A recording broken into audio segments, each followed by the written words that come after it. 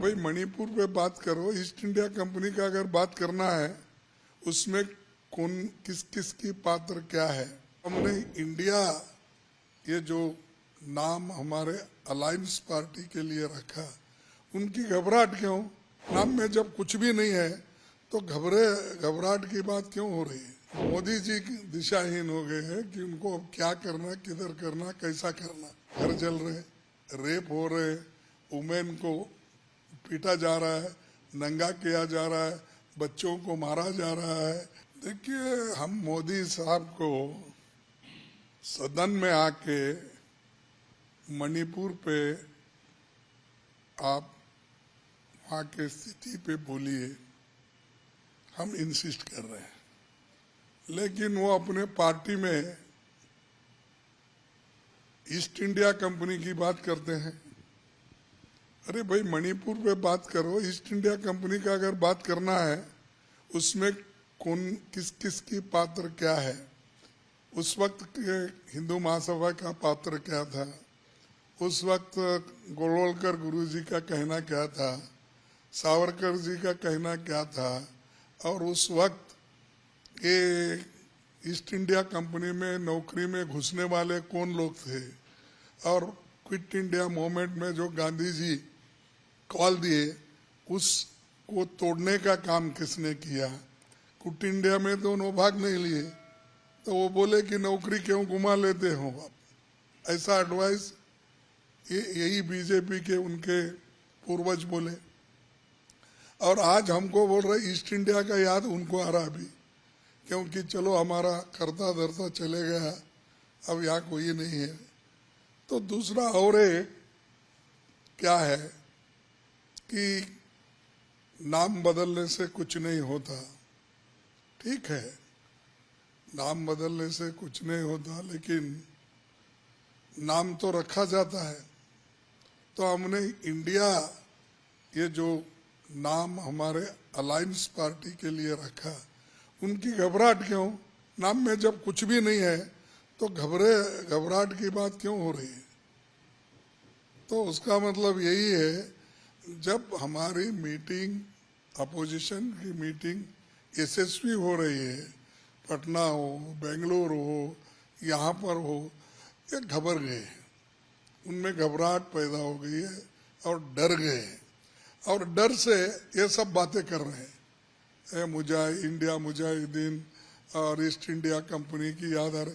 अरे, जो लोग ईस्ट इंडिया कंपनी को मदद किए, जो लोग ब्रिटिशर्स को मदद किए, जो लोग आज़ादी के वक्त हिस्सा नहीं लिए, क्विट इंडिया मूवमेंट में हिस्सा नहीं लिए, ऐसे विचारधारा के लोग और गांधी जी के हत्या करने वाले विचारधारा के लोगों के साथ जुड़े हुए पार्टी, और हमको ये कह रहे कि ये लोगों का दिशाहीन है, इनको कुछ। अरे, दिशाहीन नहीं है, दिशा बताने वाले हम हैं, लेकिन मोदी जी दिशाहीन हो गए हैं कि उनको अब क्या करना, किधर करना, कैसा करना, ये उनको समझ में नहीं आ रहा। इसलिए हमको क्या हमेशा वो इस भाषा में बोल रहे हैं। और मैं यही कहूँगा कि जो बयान वो बाहर देते हैं लोगों को भटकाने का है, अंदर आके आप अपनी बात रखो। मणिपुर पे ठीक से चर्चा होने दो।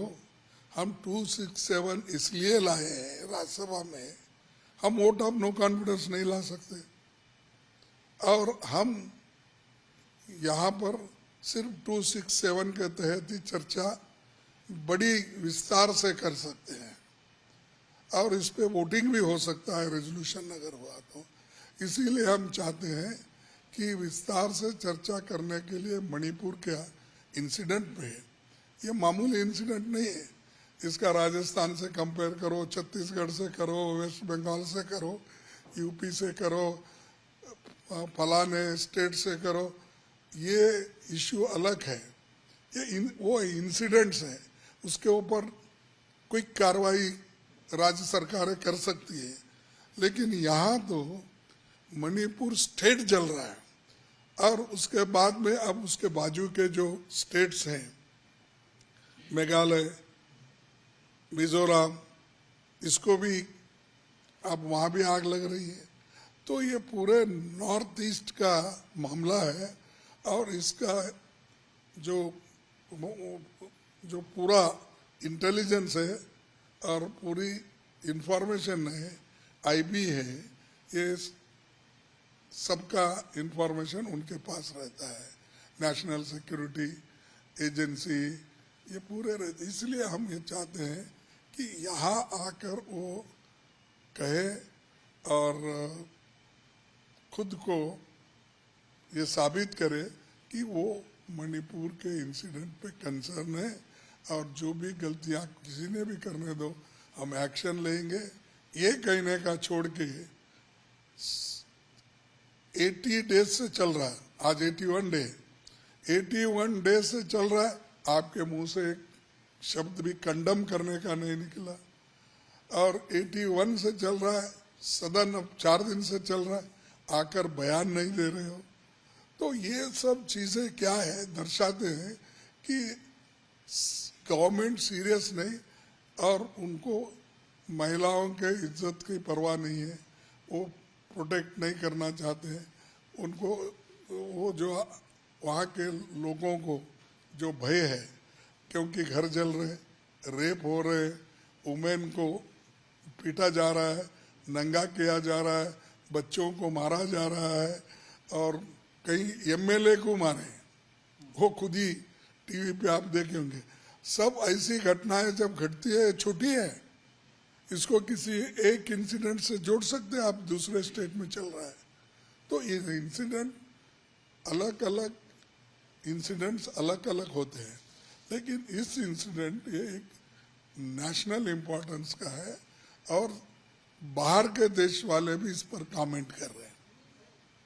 तो ये देश का मामला है, हम चाहते हैं कि वो खुद आकर स्टेटमेंट करे, बहस हो, डिस्कशन होने के बाद फिर वो उत्तर दे सकते हैं। पहला अपने सो मोटो स्टेटमेंट देने के बाद हम जो भी बात करेंगे हाउस में उसका उत्तर फिर वो दे सकते हैं, उनको आज़ादी है। तो इतना कहता हूँ मैं, वो खुद आए और स्टेटमेंट दे और लोगों को बताए कि सारे देश को मैं सबकी इज्जत प्रोटेक्ट करता हूँ, महिलाओं की इज्जत प्रोटेक्ट करता हूँ, लोगों के आज़ादी के जो है फ्रीडम ऑफ स्पीच, एक्सप्रेशन, और जो लोग भाग के जा रहे उनमें विश्वास अगर पैदा करना है तो खुद आके सारी बातें बताना चाहिए।